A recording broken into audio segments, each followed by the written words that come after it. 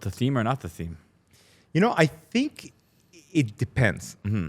And I'll tell you, I say this often. If I'm going to go down with a bunch of guys, one of us is staying in the princess room. Yes. Promise you it's not going to be me. Yeah. So, you get these cute little rooms with like Elsa and Moana or whatever, the, Little Mermaid and stuff like that. And you'll have like a clam-shaped bed. And I know I'm too big to curl up in a little clam. Yeah. So, no mermaid or merman or whatever it is for me. But so I think, to have a universal theme that kind of touches on things that you would like. Let's say, for example, like this aerospace theme is a really cool theme. Mm-hmm.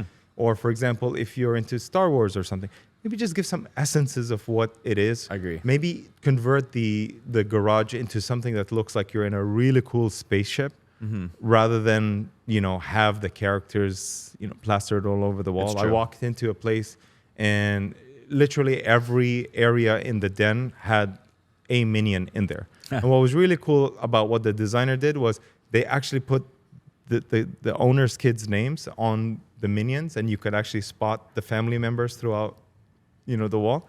So, I mean, it's cool, it's cute, but I think it's overkill. Yeah.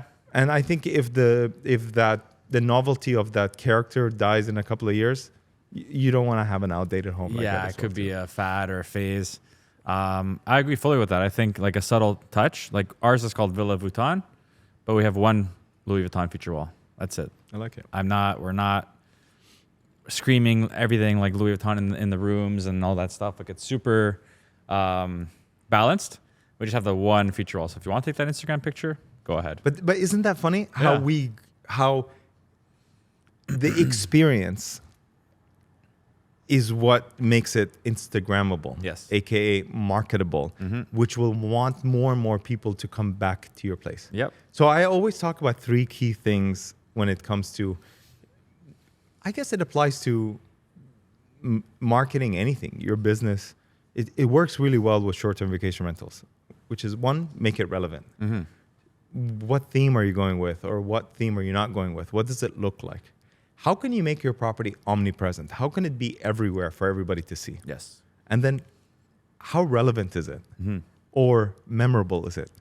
And you just touched on that.